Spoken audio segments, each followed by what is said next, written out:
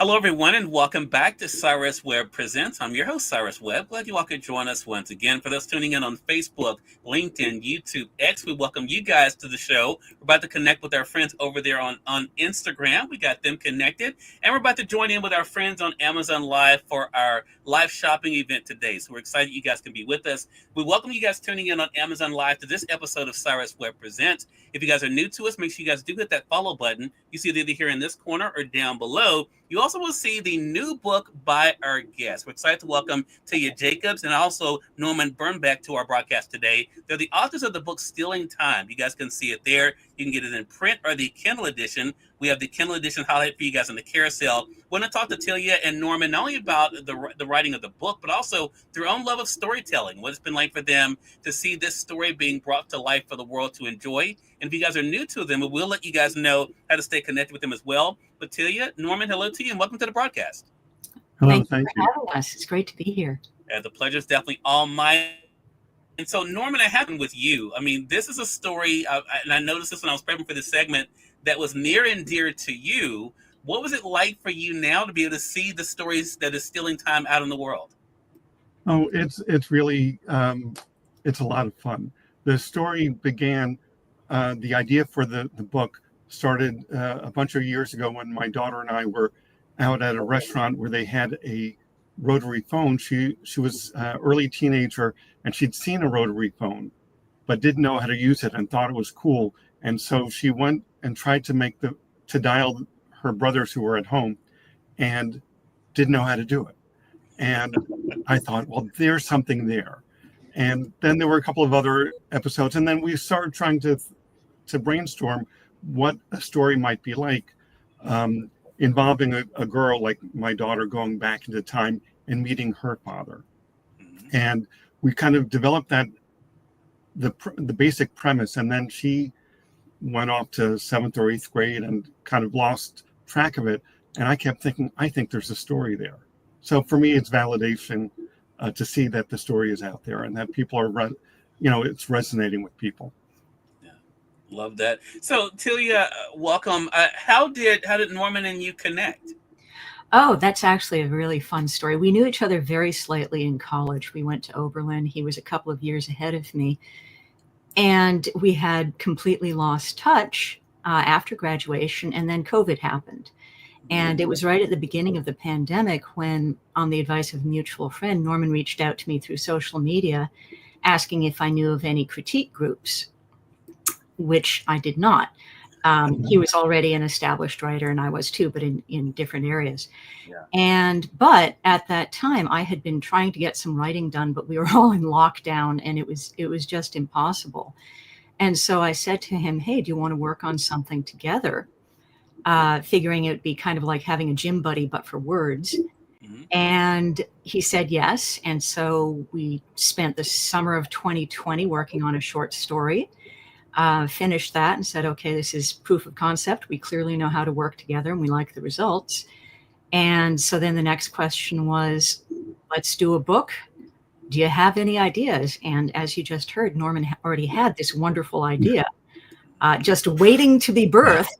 Yeah. And that's how that happened. Love that. And I love the connection there. One thing that you just mentioned to you that is so fascinating, I noticed this when I was prepping for this segment, both of you have been able to have your own lane as writers prior to Stealing Time and to have that work recognized. So to you, since you were just talking there, I'm going to ask you this question first. When did you first discover your love of words? When did you know that writing was something that you enjoyed and wanted to be a part of? I think it was about 5 minutes after I learned how to read. Honestly, I remember being a kid and just delving into books, and it was this magical experience. It was like, wow, you open one of these things up and suddenly you're in a different time and place and astonishing things are happening. Yeah.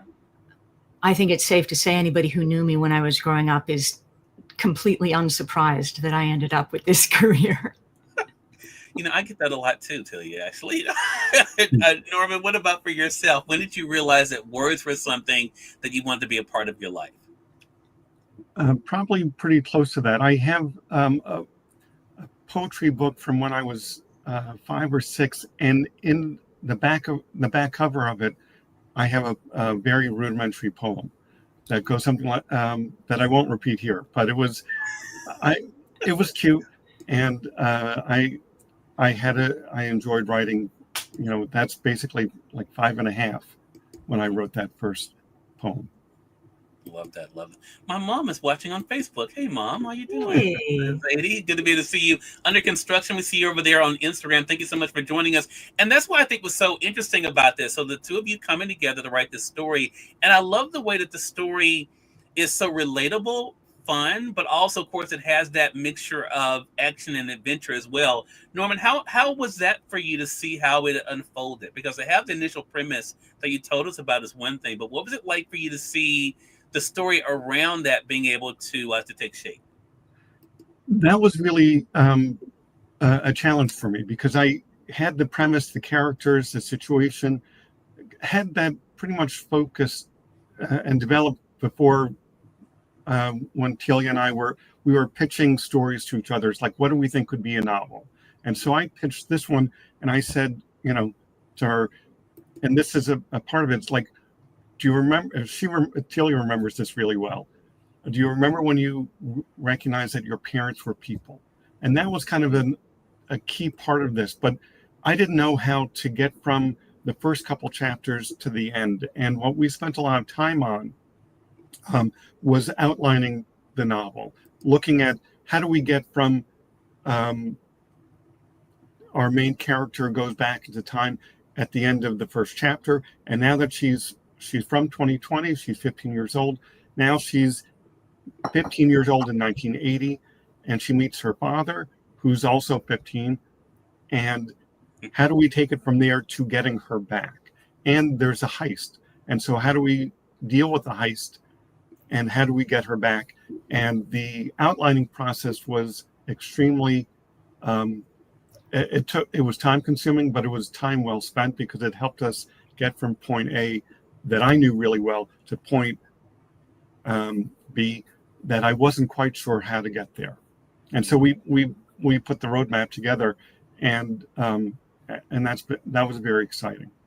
Yeah, I love that, and that to me is why the title is so interesting. But Tia, I want to ask you because as Norma was talking, it's that dance that you all are able to do with this book of it being about family, but also being about self and what's happening around the world around you. What was that outlining process like for you, Tilia, and to be able to see the road to where you guys ended up going? Okay, so I am very much an outliner and a planner and a plotter. I'm also a teacher, and when I teach writing classes or anything else, a handy line to share with my students is failing to prepare is preparing to fail. And especially when you're talking about a book-length piece, if you don't have a roadmap, you're likely to spend an awful lot of time lost in the middle. And so, as Norman said, it was time well spent. And one of the things we did that I think was really beneficial was that we gave every character a biography. When were they born? How old are they? What was their education like? Who are their family members like? What's their living space, et cetera, et cetera. And what this does is give you real people to work with, because otherwise your mind might go straight to a cliche when they start appearing in the story. And we wanted to make sure everybody was very well rounded.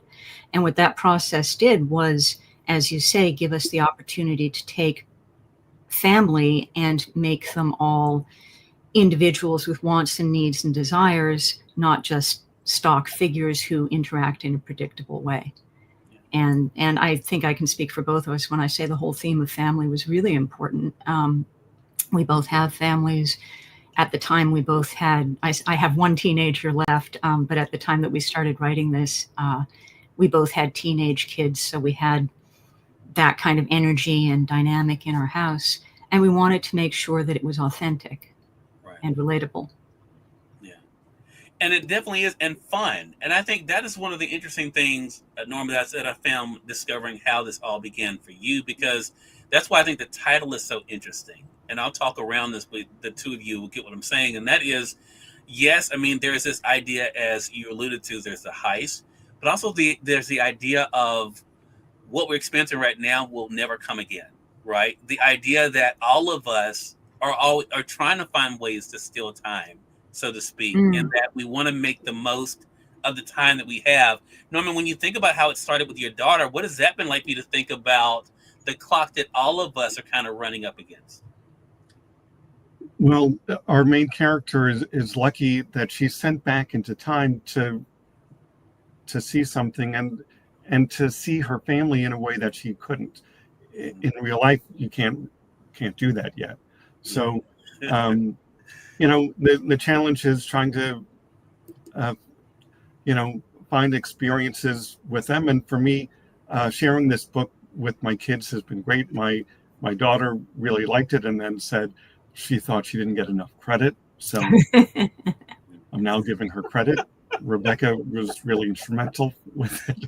She wanted her name on it, but I felt like if she hadn't done any of the writing, it was probably, but that's been, it's, the family part of it is the essential part of the book. Mm-hmm. And we did also try to have fun with it too. So it's not just preachy or it's not anything else. Yeah. It's really, it's a lot of fun. Yeah, I totally agree. For those who are just tuning in, welcome. I see you guys over there on Amazon and appreciate you guys getting the book. Again, you guys can one-click it, as many of you guys are doing with the Kindle edition, or if you're like me and you like to have a physical copy, you can be able to get it there. Our guests there are Norman Birnbach as well as Tilia Jacobs. We're discussing this book. You guys see, Stealing Time. I strategically have it placed right here with us. We're talking about how this all began, but also what it's been like for them to tell this story now to share with all of us. Our mutual friend Anne-Marie is joining us over there on Facebook. It says, Norman, you need to give your daughter more credit. Well, you heard it from Anne-Marie, Norman, so there you go. You need to. So, you all lived with these characters. I wanted to ask you, Tilia, what was it like for you now to give them to us and to see the way that readers are responding to it?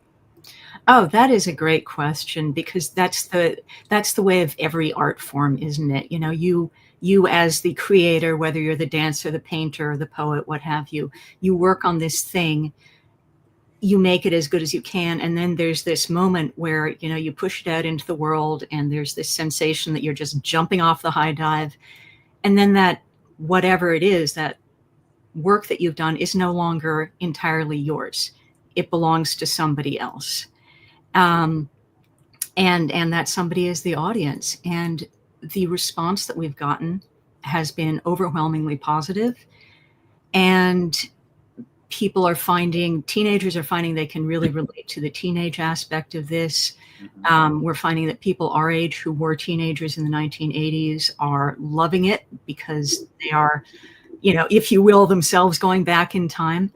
And then there are people who like the science fiction aspect because of the time travel, and my crime writing colleagues are enjoying it too. And so it's been great, working with these characters in this storyline, and then they leave home and they take on a life of their own, and it's been very, very rewarding. Norman, one thing I thought about, I knew I wanted to ask you about, and that is the evolution we're able to see with Tori. And again, I'll talk around this, but we're able to really see a different individual emerge from all of this. How much fun was that for you in this story to be able to see, but also to share how events in life do shape us, and sometimes perspective changes the way that we see things? Well, it was, I will refer back to the outline that we had, which helped us really map out everything. But even with the outline, what was interesting is I'm less of an outliner. Even while we had the outline, there were things that came up that would surprise us. And it kept us grounded. So as I sometimes tell people, it's like if two people are writing a book, I can't suddenly take in one paragraph, one chapter, suddenly take the characters to Argentina, and then it's like, oh, now how do we get them back? But there were still things that happened in it that were surprising. There was a characterization of one of the main characters' mother, who I'm very proud of, because she seems like could have been a very flat character, and she turned out to be very loving, very warm, and much more interesting than I was afraid she would have been. you know, and so like seeing that transformation of the ideas into the story is very gratifying to see. You know, people are responding to the mom. There's responding to some of the other characters, and it's like, oh, that's what we're hoping for. And then just hear people play that back to us. It's like, that's cool. Yeah. Well, you bring up something cool too. Tilia, I'll throw this question to you, and without, of course, I don't want you to give any spoilers that you don't want to give. But was there something, talking about surprises, as Norma was just alluding to, was there a situation or character that surprised you as they kind of evolved in the story? Well, we had a wonderful experience with one of the side characters, Nichelle, who is Bobby's best friend, the male protagonist in 1980. And it was Norman's idea to make sure that Bobby had a friend, because teenagers always have a social circle. Mm-hmm. And he felt that it would just be artificial not to have at least one friend for Bobby. And so we had what we thought was the final draft, and then we gave it to our editor, and he read it. And he said, well, you've made a big mistake with Nichelle, because we had her showing up for only 3 chapters in the middle of the book to help the other 2 figure out the time travel mechanism. And our editor said, you've made a character who is so strong and smart and funny and loyal that there's no way she would just disappear from the story at this point. So you need to make sure, you need to invite her along for the next phase of the adventure. And so we did. We had to rewrite, you know, the next several chapters to make sure that Nichelle was still a presence. You know, you alluded to something. I hate asking this question, but I'm going to ask it anyway. But I'll ask Norman to give you off the hook, Tilia. This all began as we keep going back to Norman and, you know, this idea of something with your daughter. But with Stealing Time, did you feel like this was the beginning of something? Meaning, did you see these were characters that you did, as Tilia was just talking about, and I can totally see what you're saying, Tilia, characters that you wanted to explore more? Well, you know, I had the father-daughter dynamic in my head for a number of years, waiting, you know, trying to figure out how to tell that story. So I did have time to really think about it. It was, you know, so that part was very important to me. I thought that there were other clashes of when my daughter, or my sons also, but Anne-Marie would want me to just talk about Rebecca, that they really, that there were cultural clashes of things that they didn't understand from when we were growing up. There was one time we were driving and I told them to ask someone in the car next to us, and they said, how do you do that? I said, well, tell them to roll down the window. And they said, how do you do that? But if you're of our age, you know, you do this kind of winding thing to refer, and there haven't been crank windows in cars since the 1990s. So they had no connection for this, but I thought it was just obvious. So there were things like that made me say, there's a real story here. Yeah. And so that part just, we knew we had something to explore when we were brainstorming, and we picked this idea. Love it.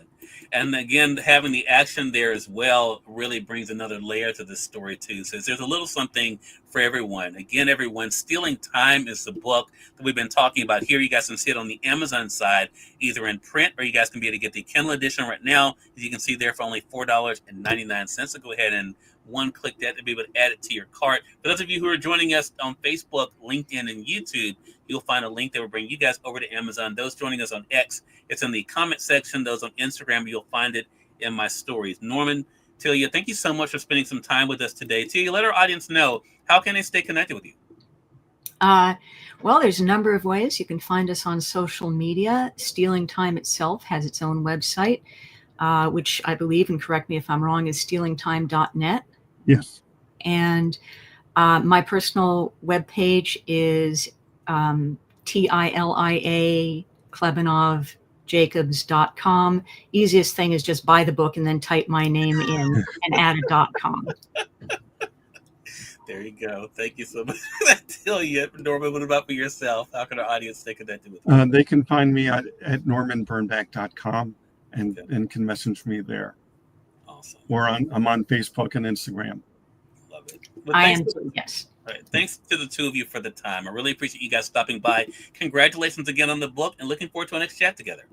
Thank you for Thank having you us. so much. Great. Thank you. Glad to do it. And we thank your audience for tuning in to another great segment of Cyrus Webb Presents. Until next time, you all make it a great one. We'll talk to you soon. Take care.